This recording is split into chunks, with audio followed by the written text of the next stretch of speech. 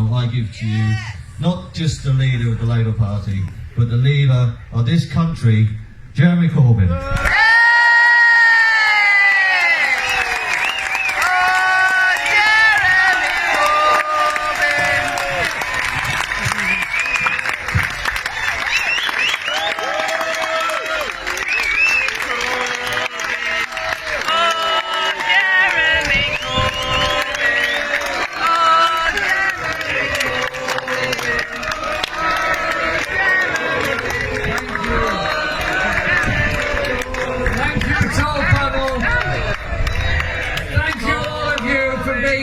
Today on this amazing celebration of working class life and culture in honour of what the Tolpuddle martyrs did to bring about our freedoms in the future.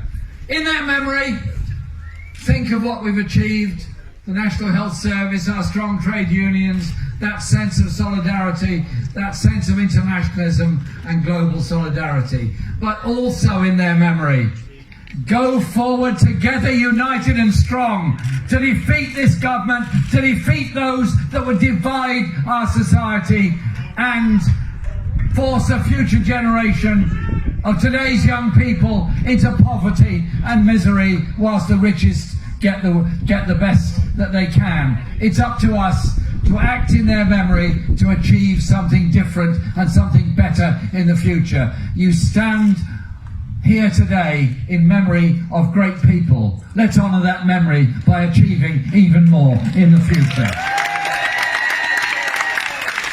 Our history of our movement is a golden thread that goes back to the levellers and the diggers at the time of the English Civil War, that goes back to those that stood for justice in the desperate times that working people faced in the 18th and 19th century. Those that marched to support the Tolpuddle martyrs in the early part of the 19th century, when the ruling class wanted to ban trade unions altogether. Remember, they were transported. They were, in a sense, defeated. They probably thought they were defeated themselves, and it would be for another generation, decades later, to pick up the torch of liberty again. It wasn't to be. A national movement, great petitions, a great campaign came forward, and they were all returned. They won their case by solidarity action all over the country.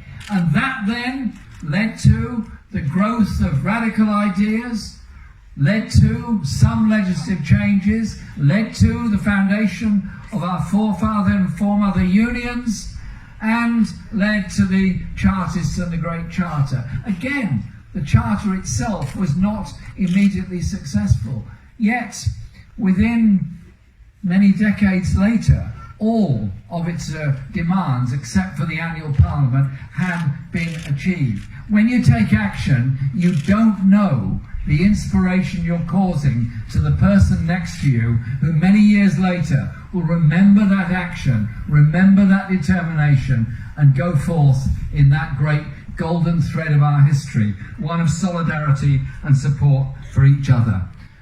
Those women who stood up for the right to vote in the early part of the 20th century, late 19th century, did so because they wanted justice, but they also did so because they remembered or had read of the work of Mary Wollstonecraft at the beginning of the century before, the work that she did, that those great thinkers did at that time, ridiculed and ignored at the time. Their pamphlets sold probably only a few hundred. But that message went through and they were inspired by it. And that is how women won the right to vote. In the same way, the great changes of the time when eventually slavery was abolished, first of all as a slave trade, and later within the British Empire, and later more globally. Did it happen because well-meaning parliamentarians got together one night and said, this is a shocking business, we shouldn't really be supporting this kind of thing? Or was it because of the sacrifice, the deaths, and the determination of the slaves themselves all over the world to stand up against the oppression that they face. So remember those that went before us, that founded our party, that founded our unions, that achieved so much. And there are many other things we can celebrate. But one thing I do want to celebrate here today, as somebody that grew up in a rural community in Shropshire and remembers receiving and seeing this magazine as a young man and being very proudly given a union badge by a man that I sold newspapers to when I was 14 years old. And that was the Land Worker, which has its centenary this year. And I think the centenary issue produced by Unite, which is the successor union to the National Union of Agriculture and Allied Workers, has done a wonderful job in this. They pointed out those campaigns against tied cottages. I remember on this very platform, Joan Maynard, the late great Joan Maynard, speaking out against tied cottages and how she was demanding that the incoming Labour government of the time end tied cottages. Joan's voice, the voice of farm workers, was heard, and it was indeed ended. It's those campaigns that the Agricultural Workers Union fought, and the issues of safety on the farm, safety in farming communities, use of pesticides, herbicides and fertilisers, and the regulatory environment necessary around them are the campaigns being fought today by farm workers through Unite and all the other unions affected and demanding safety at the workplace.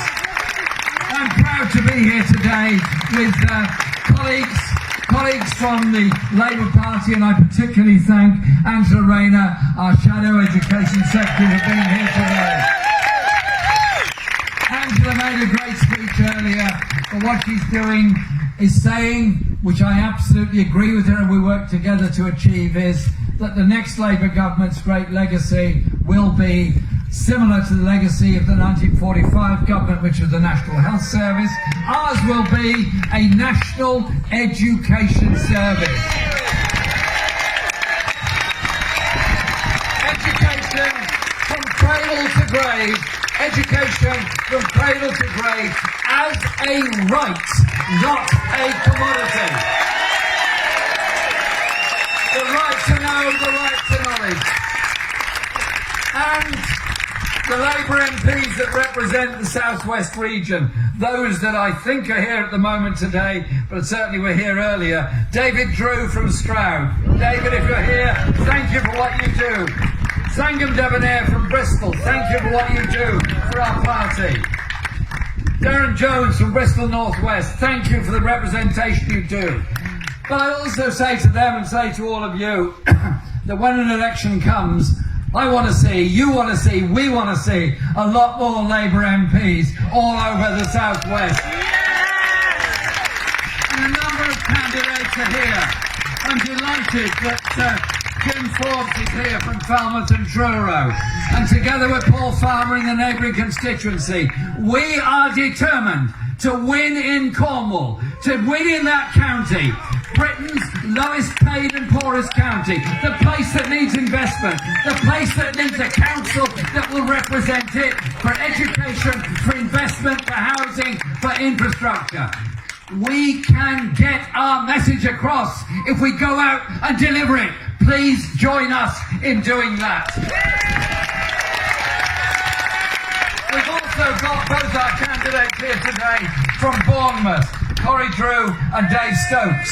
Now, there was a time when people used to say, Bournemouth, Bournemouth, Bournemouth, are you serious?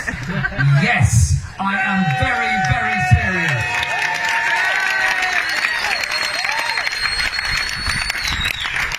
There is poverty, there is needs, there is a shortage of housing, there is student debt, there is so many other issues that have got to be faced in what are beautiful coastal and rural towns and cities.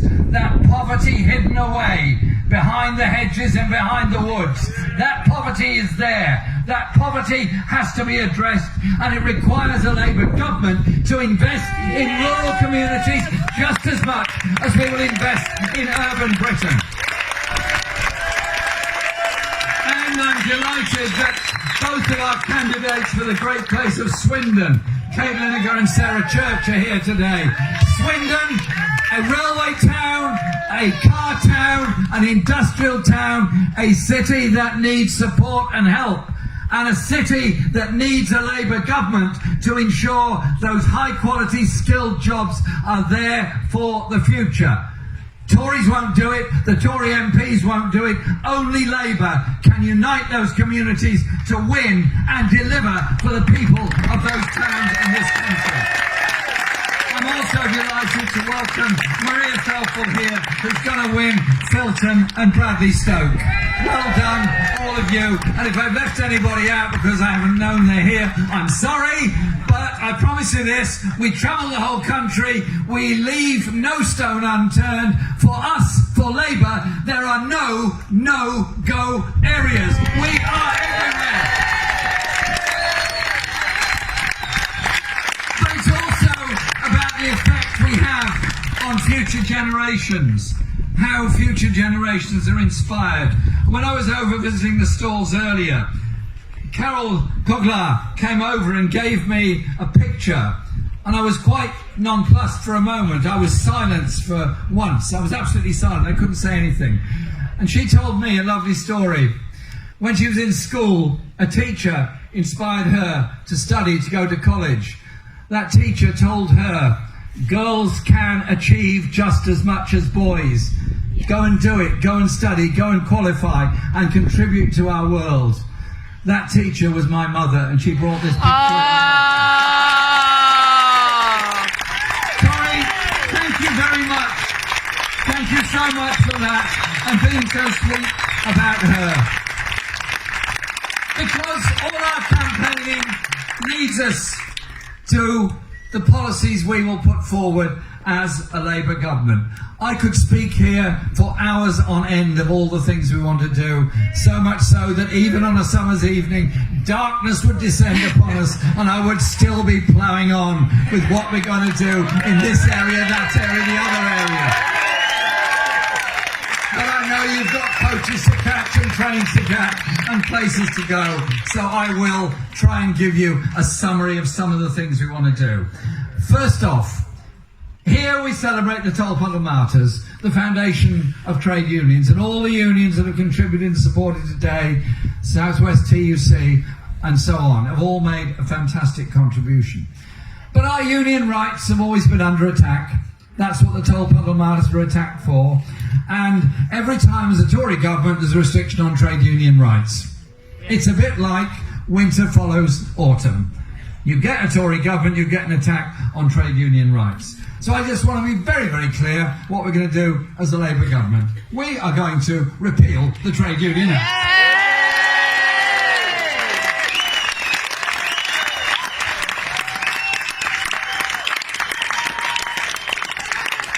And we as a government will follow the International Labour Organisation conventions. We want them for every other country in the world.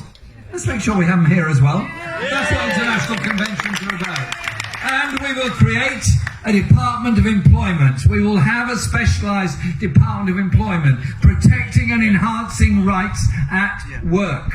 I remember Michael Foot speaking on this very platform in 1974, when the Tories were opposing the Health, Safety and Welfare at Work Act.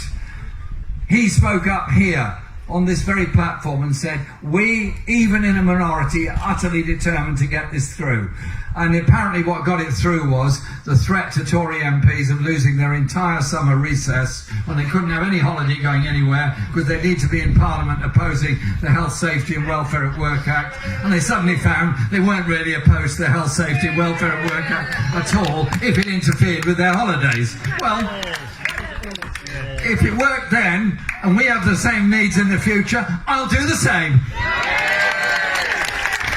But it's also about the rights at work. We'll return sectoral collective bargaining to our negotiating tables, but we will also create a real living wage of £10 per hour for all workers, regardless of age. Regardless of their age is very important, because Young workers have the same needs as older workers. They need to work, they need to eat, they need to travel, they have families to support and look after. Let's end this nonsense of discrimination against young people and young workers. Give them hope, give them a chance. And in this wonderful region of the Southwest, we have a fantastic tradition of radical campaigning. Tolpuddle martyrs, obviously. But think forward from that. The incredible work done by Paul Stevenson and black workers with the support of students and others in the Bristol bus boycott of 1959. They defeated racism at that time. Thank you, Paul. Thank you, the community in Bristol, for what you did at that time. I know he's not here today, but I also say a big thank you to Billy Bragg for all he's done to bring us together, the music he gives us, and that sense of radicalism that has always been there in rural Britain in all its forms. Recently, we've lost two wonderful people who've been great campaigners for us. One you'll know, the other probably won't know so well. The first one I want to mention is my great friend, the late Jeremy Hardy, who died recently. Jeremy's funeral was just down the road at Studland near Swanage, and we were here for his funeral, and he's buried there. I first met Jeremy during the miners' strike in 84, 85. Young guy, just starting out on his career as a comedian, a stand-up comic, and so on. But he was a comic with bite, he was a comic with principles, he was a comic who could get a message over. And it's so tragic that he was taken from us so young with cancer. But you know what? The day before he died, when he was losing his faculties quite quickly, he wrote a letter in support of a young asylum seeker from Afghanistan to help him get his right to reside in Britain. And I'm pleased to say that young man got his right to reside in Britain and came to get his memorial.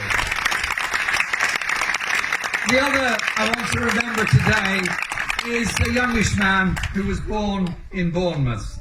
He was a wonderful filmmaker, socialist filmmaker. He made films for us, for the Labour Party and for others. And when he came to talk to me about his filmmaking, what he wanted to do, I said, what do you want to say? What are you trying to do? And he said, you know what, Jeremy? I want to give working class people their voice. His funeral is taking place now in London. His family are there. Many of his friends are there. To Simon Baker, who made so many good films, I say, Simon, thank you. You inspired others to get that voice across. Thank you for all you did. And the people here at Tolpuddle share your family's pain and grief at your passing. Austerity was and remains a political choice. A political choice made by the Tories in 2010 with the support, very willing support, of the Liberal Democrats at that time. It's hit the whole country in lots and lots of ways. Some people have done very well out of it. Some people have bought big houses. Some people have bought expensive cars. Some people have found where the world's tax havens are. But many others have suffered grievously as a result of it. Think of the youth centres that have closed, the libraries that have closed, the swimming pools that have closed or restricted opening. Think of those people that have lost their jobs in local government and others trying to double up to make sure the public get the service they deserve. Think of those in the health service struggling to keep services running when there's insufficient staff to do it. Think of those people working in the DWP and other departments trying to keep services going. Austerity has cut jobs, cut living standards, reduced hope and opportunity for young people, cut police numbers, cut fire numbers, cut so many others.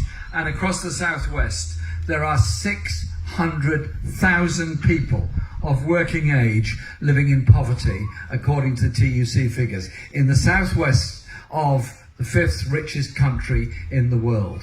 That was the political choice they made in 2010. 1 in 4, 25% of the children in this region are also living in poverty. Real wages are still more than £20 a week lower than they were a decade ago. Workers in health and social care are £36 a week worse off than 2009. This region deserves better than that. This region deserves economic transformation, deserves investment, deserves decent wages, deserves properly funded public services. It only gets 60% of the average UK transport funding. So, yes, a Labour government would end austerity and start to invest and properly fund public services, but we'd also invest in that necessary infrastructure for the future, that necessary electrification of railways across the region, and we'll do it through public enterprise and public ownership, and railways are coming back into public ownership under a Labour government. But it will it's also about connectivity, because railways are great. I travel on them all the time, and I think train travel is the best thing possible because it's the most environmentally sustainable, efficient way of getting people and goods around. But obviously railway lines don't run everywhere. Even with reopening many of the branch lines that were so disgracefully closed under Dr. Beeching, there is still a problem over transport. There's got to be an integrated approach to transport. Buses are part of the solution for the future. And so we will be requiring local authorities and public transport operators to integrate their services together. We'll be bringing back bus services to rural Britain as well as to urban Britain. Because if you don't bring good public transport and good broadband infrastructure into rural communities, where are the jobs of the future? Where's the investment going to go? Where's the processing from agricultural products? Where's all the other jobs going to come from unless you invest in that infrastructure? That is what we're utterly determined to do. And I want to pay tribute to all those campaigns that are here today, that came on the march with us and have made their voices heard. Those campaigning against education cuts, those campaigning for decent transport, those campaigning for decent housing, and here in Dorset, a particular shout out to Dorset NHS campaign defending our National Health Service. Now, on Tuesday, I understand the Tory party is going to announce a new leader. I've got a reasonable idea who it might be. You probably have as well. But I've been following their debate, if you call it that, with a degree of interest. They got into a sort of very interesting auction about tax write-offs and tax relief. And it went into the stratosphere of the amount of money they're going to cut off the tax bill of the richest people in this country. You're talking 10 billion, you're talking even 15 billion pounds. And then one of them was asked a question somewhere about schools. Perfectly reasonable question. Why does my school have to collect money in order to pay its staff and keep its services going? Answer, there's a Tory government that has cut the funding for your school. And suddenly, amnesia came over them both. Apparently, the last 9 years have been absolutely nothing whatsoever to do with either of them. They've had no part in it whatsoever. They've never been in a government that's made a decision to cut spending on anything. Well, how would they possibly do such a thing? So on top of pledging tax giveaways, they suddenly announced they wanted to spend more money on public services. Well, one paper, quite a right-wing paper, said, with this kind of carry on, it makes Jeremy Corbyn look like a cautious bank manager. Well, this cautious bank manager believes in people, believes in investing in people, believes in funding education properly, and there will not be any tax giveaways to the richest in our society under a Labour government.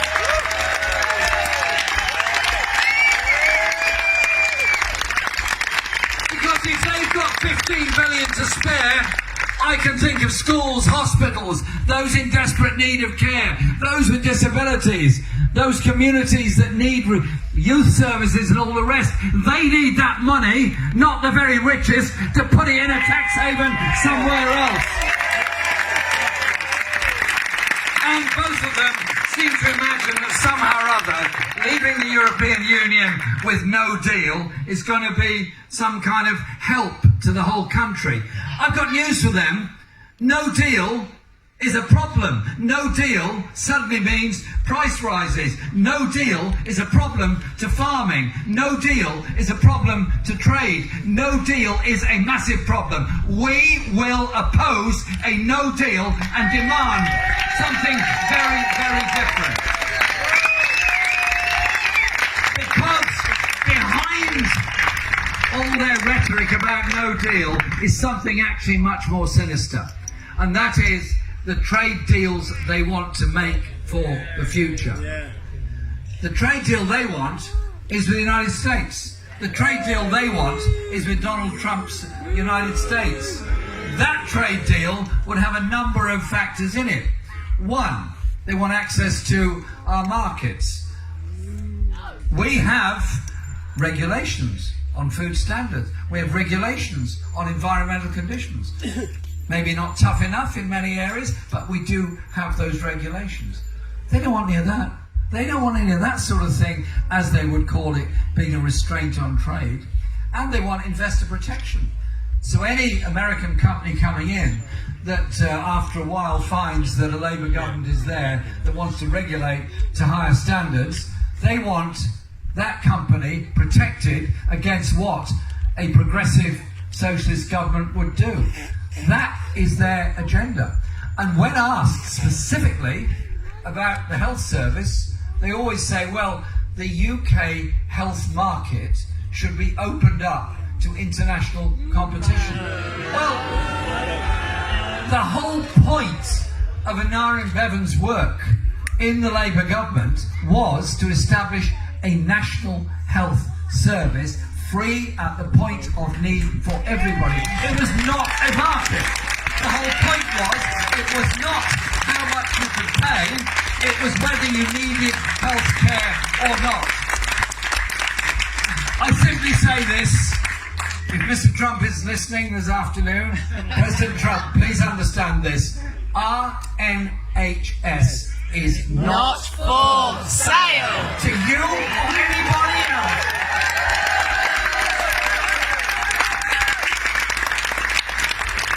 Into a trade deal like that would be a betrayal of this and future generations. It's up to us to protect the gains we've made, but above all, make those gains for the future. So we do deliver an even better National Health Service, a much better system of social care, and we ensure that our manufacturing industry, jobs and trade is there and open with the European Union. The Labour Party will stop no deal in Parliament or outside Parliament if necessary and take it to a general election if that is the option.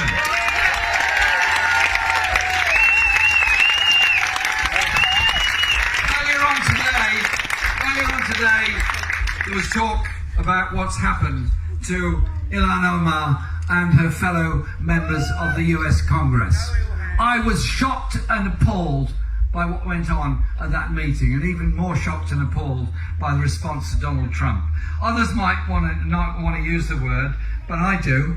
It was racism against those individuals. It's not acceptable in any form whatsoever within our society. We send our support and our solidarity to them. Racism is a cancer and an evil within our society. Once you start down the road of racism in any form, it only ever gets worse. Yeah. You blame a minority for the ills of society. The Nazis did it in Germany in the 1920s by starting to blame the Jewish people for the failings of the Weimar Republic. It got worse. It got much, much worse. The nasty language became the brutality became the murder became state oppression became state imprisonment became concentration camps became the Holocaust, and 6 million died eventually as a result of that. That is where racism leads you to. Stand up against it, stop it at the very beginning, and don't tolerate it now or in any other form, at any other time, or any other place within our society. There is no place whatsoever for anti-Semitism in any form, Islamophobia in any form, racism in any form, in our movement or in our society.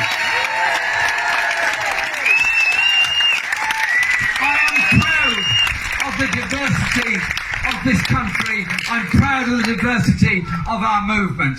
When you take action in the workplace to defend or improve your living standards, when you take action to try and improve your community and the lot within it, you don't ask people what their faith is. You don't look at what colour they are. You don't decide they come from this country or that country and therefore not part of it. No, you don't. You say, we are a community of people together, and we will improve together, we will strengthen together, and we will win together. And only ever thus do we weaken our society. Education, as I said, is so important. That's why the National Education Service is going to be part of our future. But it's also about organising communities to understand that we do not have to go down the road of impoverishing future generations of young people by charging them such huge university fees. But we also have to invest the very early years in education. In this country, discrimination on class basis is very, very rife indeed. You could almost draw a map of a baby born today, where they live, what their parents do, what the family income is, what the family housing situation is, and where they will end up. You can almost predict their chances of getting to university, almost which university, and the job and place they will get in society at the end of it. Therefore, what we do is very, very important about investing in the young for the future. That's why an incoming Labour government will reinvigorate the whole Sure Start initiative, and we will bring in 30 hours free nursery provision for all 2 to 4-year-olds. Free, and also ensure that those children in primary schools all get free school meals so that they can eat properly whilst they're in school. We cannot go on with this level of underfunding and lack of investment, but it goes further. As youngsters come on to leave school and consider their futures, college, university, skills, whatever they want to do, let's treat apprenticeships and academic education with exactly the same importance. Invest in good quality apprenticeship just as much as we invest in good quality academic education. And take the stress out of what our children go through in schools, and that's why, working with the teaching unions, I announced at the NEU conference the Labour government will end SAT testing at Key Stage 1 and Key Stage 2.